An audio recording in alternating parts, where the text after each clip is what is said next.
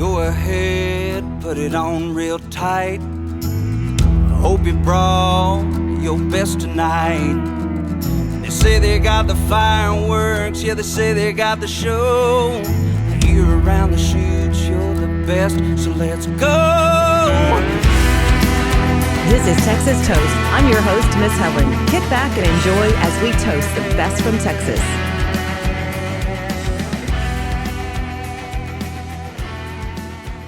Welcome to Texas Toast. I'm Miss Helen, along with a special guest we have for this week's episode. I want to say hello and welcome to the very talented and interesting Joey Greer. Hi, Joey. How's it going? Going great. How are you?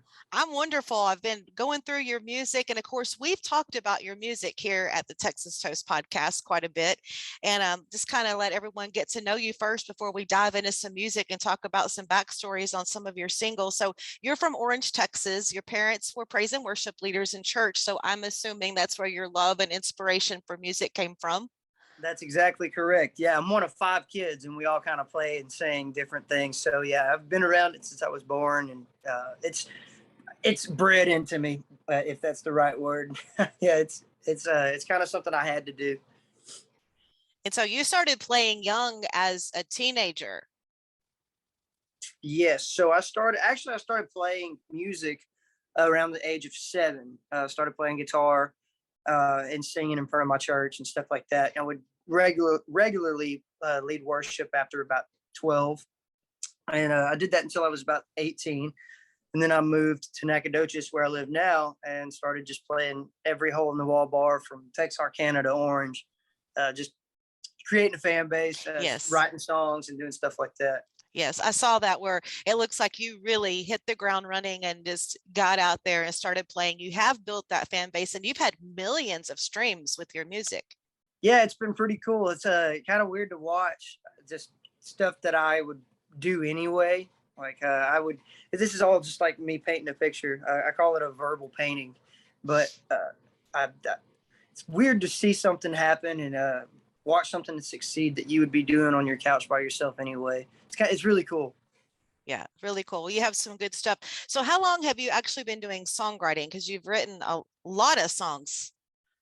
Well, truthfully, I've been writing since I started playing. Before I started playing guitar, it's funny. I've got a little journal from when I was a kid that has like all these little songs that I wrote as a kid. They were mostly praise and worship songs, but some of them were a kind of introspective look at the mind of a 5-year-old. It's hilarious. But as soon as I learned to write physically with my hands, I started putting them down in this journal. And there's a few in there that are just hilarious. But at the same time, it's so cool to look back and see even as a kid, I was wanting to do this. So I started seriously writing songs, though, at 16 or 17. That's when I wrote the first song I ever wrote is actually on Spotify. It's called Red Light. And yeah, it's not my favorite. It hasn't done really any good streams, but it was like the first song I ever wrote that was like secular, that I was like, okay, yeah, I want to do this. Like, this is that was kind of the turning point for me as a kid. Well, one single I want to let's go ahead and jump into some music here. Of course, we talked about Outlaw Angel here on Texas on Tap, and we highlighted it during one of those segments. And I noticed that Trent Willman was a co-writer on that. Yes. So Trent actually co-wrote every song on this album with me, other than Good Years, the one we just put out. Oh, that's the only one. That's the only one he didn't co-write on. And thank you so much. It's doing really well so far. We're already at like 12,000 Spotify streams since releasing it Friday. But yeah, so Trent co-wrote this entire thing, and I'll sing Trent Willman's praises until the day I'm put in the ground. Yeah, he's amazing. He's amazing. I always joke with anybody that knows Trent. I always joke with people. I'm like, yeah, I can't wait to build a statue in Nashville, just of Trent Willman, just somewhere, because that guy has been so influential. And not only my career, he's done it for a lot of other young artists. And it's really, really, it's been a blessing to work with him, but there's not like really a strong enough word to say like how much I respect and enjoy Trent's mentorship and his friendship. Yeah. So he helped me put this album together. And this is the first time I'm going to announce this to anybody, but we're doing actually 5 more songs. So it was originally going to be a 5 song or 10 song album. and everything's doing so good. I called Trent 2 weeks ago and I said, hey man, I don't think I want to stop. Let's do 5 more. Let's make this a real album, because we're dropping everything single. We were not wanting to make it feel like it was just a here's all the singles. Now, yeah, there's the album. That's not as much fun. And so we wanted to kind of go back and do some more stuff. But Trent's written on 9 out of the 10 so far. And who knows what we're going to be cutting these next 5. But we're just kind of figuring it out as we go. But it's been a lot of fun. That is exciting news right there. Yes, thank you for that. Well, let's talk about Good Years, because it touched my heart, because that's just my kind of song, being a small town Texas girl and still having those roots in your hometown. Love that song. So tell me kind of the story on that. Was it like true to life for you, or just... Yeah, so actually so I put it's funny you wanted to ask that, because my mom asked me that about the second verse, because I said first taste of love in the second verse. I said, no, that wasn't true. But that road is actually true. That Sandpit Road is a road in Deweyville, Texas, where I ended up graduating from high school. But I lived most of my life in Orange, which is down there. Everybody's area code is the 409. So that's why I put population 409 in the intro lyric. But most of the things in that, other than like just like specifics, were actual things I feel. And we're going to be coming out with some new projects too here before long, just showing like where I grew up and like old pictures, something sentimental about it. But yeah, that song has a whole lot of meaning to me also, and I'm glad you could connect to that one. That's oh cool. I did. It did something in my heart. It was just such a heartwarming song, and yeah, it's added to my library. And then we have a fun summer song that Kyle and I talked about. This one also, Somewhere in the Sun, because I'm a coastal girl. I live on the coast, so I love that song. Yeah, well, I grew up in Orange, so we were always on the water, and I love the beach. This was the hardest song to fit on the album.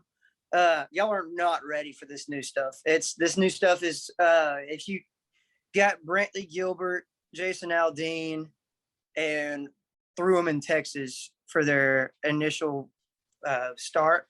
If you could do that, that's what this album's going to sound like. Wow. And there's a few songs on here that I'm so excited about, and being patient about releasing them has been the hardest thing, because we're just waiting to do things the right way. But Somewhere in the Sun is a very cool, vibey beach song. And we're actually, in this Sunday, we're going to be shooting a video out on Rattlesnake Island on Lake Sam Rayburn Reservoir. So we're pretty excited about that one. It's been kind of hard to push that song, because it's not something we really play live. It doesn't really fit in our set list. So, but it's a great song and I love it. That's why we put it on the album. It is a great song. And I love the variety that you have. Because like we talked about Good Years, and then, a different type of song with Somewhere in the Sun. And then there's Mexican Getaway. Yeah. Oh man. That's a funny one. It is. That's a very popular song, especially being in Texas with a large Hispanic population. I've had more Hispanics at my shows ask me to play that, and I'm like, that's super cool that I could like have you at my show. It means a lot to me, just being able to like be culturally different. And playing that song, I actually wrote that song. I speak a lot of Spanish. I'm not fluent, but I can communicate. And I put myself through college here at Stephen F. Austin in Nacogdoches. I was working at Bowles Speed Store with a man named Justin Lee and Wesley Clark. They were two really big influences on my life in college. They helped me get through things and showed me how to work hard. But when I was out there working with the Hispanics, throwing feed sacks around all day, I picked up Spanish. That's good. And so I wrote that song about 5 or 6 years ago, and we put it out, and I got a lot of kickback. There was a few people in Texas that were like, I don't want to put that on our playlist. Yeah, blah, blah, blah. It wasn't about being a Hispanic song. They just didn't like the vibe of it. They didn't really like the song. And then it ended up being huge for me until I put out my debut album, Frontier. Mm-hmm. So what did you study at college? I graduated pre-med from SFA. Decided I didn't want to be a doctor or a dentist at the end of the day. And now we're here playing country music. Yeah, look at you tearing it up in the music business also. Yeah. Yes, well, that's exciting stuff about your music. I'm glad we could discuss all that. But there's something else that I think is absolutely I would say adorable. I love your tour bus. You know, so originally I bought the bus to get it wrapped and to be sponsored. So nobody was going to know it was going to be a short bus. Like, I mean, it would just be but I've had people come to shows and freak out. They're like, "Where's Miss Frizzle? Can we see Miss Frizzle?" I know. And I went, "I can't get it wrapped. I got to leave it yellow." So we're doing some things to it. I actually just put Joey Greer ISD on the side, and Love it. it's gonna say Miss Frizzle on the back, and tell your mom and them on a bumper. And then I just got a cool pair of Longhorns to put on the front. Oh man, that's killing it. That is Yeah. such a great idea, though. Well, I'm surprised nobody else is doing it. I know, right? And I got the bus for cheap, and it's a great engine, great mileage. And as soon as I got it, I was like, why are people going and buying $80,000 vans? Like True. what I'm doing is way more functional. And no hate to anybody that's going and buying vans. In fact, if that's what you like, go do it. But I am so stoked. And there's so many cool things you can do promotionally with a school bus. It brings out a lot of joy in a lot of people. Yeah, that's good stuff right there. Kudos on that one. So speaking of your tour bus and you taking it out, tell me about your live shows. You're doing full band or acoustic shows? Yes, so we're doing full band and acoustic. We've got some big shows coming up. We'll be at Bonita Creek Hall June 25th. We're headlining that with Brandon Tyler and Cole Stevens. They're going to open that show. But yeah, June 25th at Bonita Creek Hall it's a first hometown show. I'm going to play there in I can't remember how long it's been, but it's been a while. So that's going to be a big show for us. I also have a hometown show coming up. Let me see. Let me look real quick. Excuse me. I forgot what the date was. Okay. In Bridge City, June 18th, I'm going to be at High Tides playing an acoustic show. So it's just it varies depending on what day it is or what weekend it is. I've got acoustic stuff. I've got full band stuff. I've got music videos. Like, we're not really playing a gig this weekend, but we're hanging out with people and shooting a video. So there's a lot That's going cool. on right now. Well, I did notice one show that's kind of in my region is Schrader Dance Hall with Roger Kreger. Yes. So you make sure and come on out to that one. I want to try. Have you been to Schrader ever? Yes. So we opened for Beautiful. John Stork there. I loved it. Mhm. Very, very cool people. They were very nice. They ran the place like a top. I mean, it was awesome. We had such a good time. They've asked us to come back out there a few times. We were already booked. Another show out in your area, July 15th, will be, well, I guess it's not really your area. It's in Concan. We're going to be at the Frio River with John Wolf at House Pastor Party on July 15th. Oh yes, that's a good one. Yeah, so we're super excited about that. But as I say that, I wanted to say prayers out to Uvalde. Yes, sir. And that's heartbreaking. It was hard to transition from just watching some of the press conference to this. I was in tears. Yes. I about cried. I just took my girlfriend to get her nails done. I was sitting in the nail salon. I was like, I can't cry in here. But it's just, my heart goes out. My mom's a teacher, and I have three. My daughter, son-in-law are both teachers. Yes. And just, I mean, tragedy alone, losing life in itself is something else, but losing a child's life is just evil. And I can't, there's no words other than I'm praying and thinking about those families. So yes, we are. Yes, we are. So tell me about your band. Who's in your band? So right now I've got my bass player is the only player in my band that's been there this entire time. His name's Sam Freeman. He's out of Lufkin, Texas. Love the guy. He's the type of band player that it doesn't matter where the gig is, what the pay is. He's always just like, yeah, let's do it, dog. So Sam's a blessing. Right now on the lead guitar is so tough because it's just like it varies so much. Like sometimes they can make the show, sometimes they can't. But Chris Tatum's been my lead guitar player out of Houston, Texas for I guess coming up on a year now.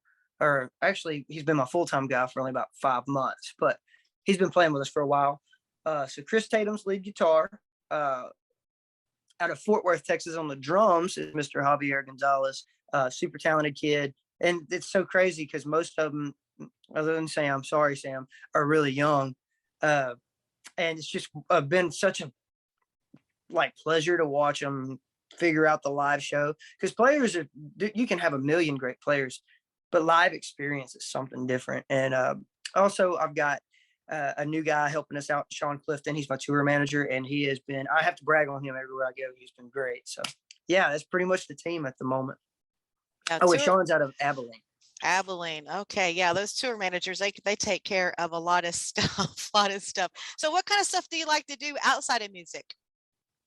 I've been drawing and painting here lately. I do chalk pastels. Wow. And yeah, that's actually becoming a side job for me because people are buying them and loving them. So it's been really cool to do those. I'm doing pieces for people's houses. I'm doing like anything you want, really. If you have a picture of a loved one or a picture of a lost dog or anything like that, something that means a lot to you, I've been doing that for people. But that, I love to hunt. I love to fish. On the water or outdoors, it's really just kind of what I want to do. And I'm a big porch sitter. If there's a porch anywhere, that's where I Yes. want to Oh be. my gosh. Yes. Yeah, we Yeah. got that fishing and front porch thing in common. Uh-huh. I grew up on the front porch, screened-in front porch out in the middle of Yep. nowhere. Yes. Oh my That's gosh. the way I to love go. that. I love that. Well, before we wrap things up, is there anything else that you want to touch on to get out there to everyone? Well, not really, other than just make sure and come out to a live show sometime. I've been, and this album is great. Don't get me wrong, but there's something about a live show, the energy that it brings. Yes. It really brings these songs to life. So if you hear this and you want to, after hearing some of the songs, you want to come to a show, I urge you to, not just because I want your ticket sales, but because it's what I love to do, and you're going to have a good time. So thank y'all so much for having me. I appreciate it. Oh yeah, we appreciate it. Thank you for everything, and keep up the good work. And we're excited about everything that we've discussed. So thank you so much, Joey Greer. Thank you, Helen. Y'all have a good one. Where I was from as she left, I dare to say, well, you can go to hell. Hell, I'll go to Texas. I've had my fill of every place but home.